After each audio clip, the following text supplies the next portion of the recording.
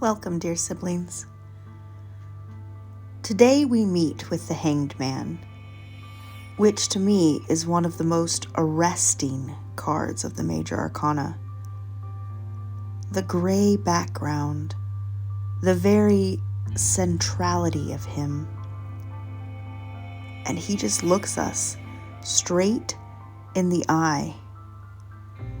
The Hanged Man stares into us without any qualms, and our numerous questions about him are silenced because his unwavering gaze tells us we are asking the wrong questions. He is so isolated, but not in a negative way. He is just whole within himself, his brow radiant. The Hanged Man also plays time in a unique way, more so than any of the other symbols for me. It is very strange. And of course, when I pulled a card whilst talking to Mary this morning before recording, it was the Hanged Man. And he looked into me saying, "Ready or not?" And I felt the energy around me shifting, within me shifting to upside down. I would be lying if I said it isn't still terrifying. But ready or not, it's time. It's time for the Hanged Man. So let us now hang with Marion Marou's Hanged One, guided by Leah's voice, reading Marou's poem during a rainstorm. The Story of the Hanged One. 9 nights and days I hung in the tree, my head downwards, close to the earth, listening to her quiet voice, murmuring of her mysteries. 9 nights and days I hung in the tree, my head downwards, close to the earth, listening to the wind rustling in the leaves, whispering of foreign places, foreign insights, foreign worldviews, foreign landscapes he had passed. 9 nights and days I hung in the tree, my head downwards, close to the earth, listening to the rain rushing down from above, carving his cycles between earth and skies, night and day, low and high, into my skin. 9 nights and days I hung in the tree, my head downwards, close to the earth, and slowly, slowly arose the flames of understanding and knowledge.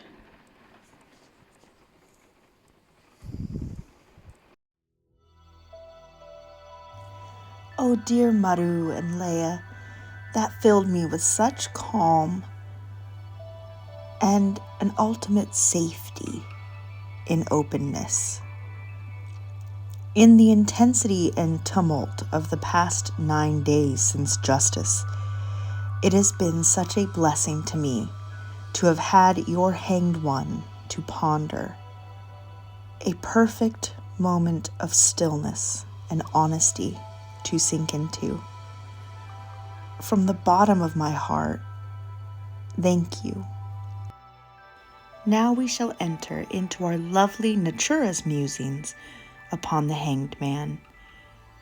I was so grateful when she sent me these thoughts, and I have decided to accompany them with the drawing I did whilst meditating upon them, because in joining the two, I felt a very special magic that our collective project is creating.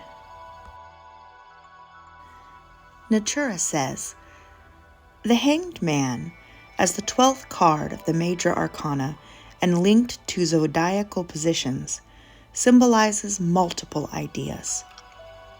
A chance for growth or a spiritual awakening. It can also leave us stuck in contemplation, wondering what to do and when. Can we make a decision here, and will it be a wise one? Of course, We have been led here from the very beginning of our journey. But are we even sure of our destination? And what is that discomfort about making the decision? We must consider and think carefully, being brutally honest about our behaviors, character, and tendencies. We need to either change direction or let the universe resolve the situation on its own. We are definitely in a state of suspension, and it might be wise to let go of that control so we can gain a new understanding of why we are hanging upside down, both physically and spiritually. Perhaps it is to let more blood flow to our brains. It's also nature's way of telling us to pull back, to cut our ties and losses for the moment to gain that all-desired new perspective. Thank you so much, Natura. Your practical wisdom from one who has embraced the hanged man many times and still chooses to embrace him is a precious gift. Now, let's go check in with our little Ursula. She has returned the apple to the lovers, and she has sat through all weathers and seasons watching it grow to maturity, a large, strong, venerable apple tree. After Ursula's spin within the cosmos, time was not a factor to her.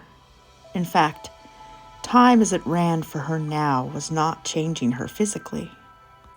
The change was not to her body. It was in the growth of the tree.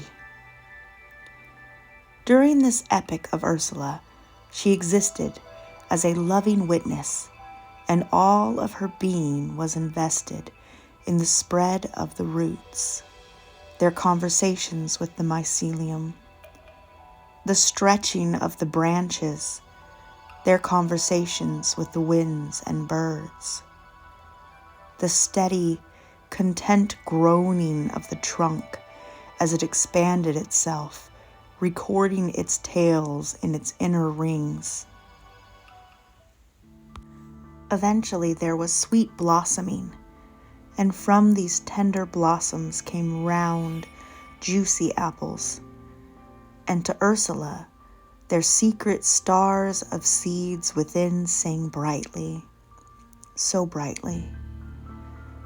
Ursula could never have been able to single out the moment she climbed in the tree, although she would always remember the sensation of the bark on her flesh. Nor could she ever explain how she suspended herself from the strongest branch, or even how many seasons she hung there. It was just the most natural thing, and Ursula's being was now entranced by instinct and the rotation of the earth. Ursula was the stillness, and once again the leaves of the apple tree turned to burnished red, orange, yellow in the hibernal air. And within this fleeting time of autumn, something was coming, for Ursula heard the rattling footsteps across cold earth and dry leaves. Ah, yes, we all know who the next card is. It looms, but we mustn't be afraid. Death is our portal to rebirth, and at the feet of death we can lay all that no longer serves us, all that we can no longer carry. And death takes these without judgment, open acceptance. Death takes all. I feel that the sequence of the cards is very potent here. The hanged man before death, enlightenment before an ending that opens a door to rebirth. I was saying to Joanna the other day that I almost felt like I should apologize for unleashing the major arcana in our lives. I had no idea that our own life narratives would sync up with the tarot so hard. Joanna laughed and replied that she didn't have a submission this week because she had been hanging in that tree. but that I could probably just screenshot our chat logs as her submission. Of course, we won't show those. They are private, but honestly, she has a point. She's been living the card, and her entire life is changing. She is changing, and it is scary, but good. In my conversation with Mary, I voiced the same sort of joke, and she responded, "Yeah, you said, 'Hey guys, do a magical ritual with me every week.' And then we were surprised when it manifested things." That's a good point. I should have known. The reason that the Hanged Man is coming out so late, and yes, I sort of blame him, is that Monday of last week I developed a massive dental abscess. I'm on the second round of antibiotics now, and only a day or two ago could really start speaking a bit more normally. In the midst of all that, my aunt passed away, and life itself forced me to just sit. I couldn't sleep and meditate on that, accompanied by the worst physical pain I'd ever felt in my life, and the grief. I wasn't able to be at work because, well, customer service kind of requires speaking so I can placate the rabid masses. And I couldn't even focus on like drawing or reading or even listening to audiobooks. So I was confronted with just sitting there and grieving my aunt. Time ran differently. As within, so without. As above, so below. I was the Hanged Man, and the blood was rushing to my head. On Saturday, the tooth extraction is happening, this Saturday, and so the death video will not be on Sunday the 9th, as I will have a fresh new hole in my head. So the death video shall be released on Sunday, November 16th, and we will be back on our normal schedule, providing we don't get stuck betwixt the cheeks of Anubis again. If you would like to join us on our journey, a very brave thing to do, information will be in the description box below. Now, I want to end this video with something lovely, so I shall present to you our beloved Mary's Hanged One. Also, today is Mary's birthday. Happy birthday, Mary! You are so beautiful and strong, and I know this coming year will be filled with wonderful things because you are magic. And as rough as this current moment is, I just know that the future will bring so many sweet things. I love you so much. And I also send my love and thanks to everyone on this journey with us. Marion Marou, Leah, Natura of the Mists, Joanna, Mary, and my beloved Alex. And I hope y'all have a wonderful week and a bit. And we shall talk to y'all later. And I'm gonna cut to our beautiful Mary's video. Bye! The world feels upside down, like you're caught up in a trap and unable to determine your own path forward. It can be overwhelming and emotional, but despite how things feel in that moment of being suspended, it presents a unique opportunity, a forced pause, a forced moment to breathe and ultimately surrender. Sometimes in life we're like this little possum, trying its best to dangle from the branch, holding on with our little tails. The possum is giving its best effort, and I know you are too.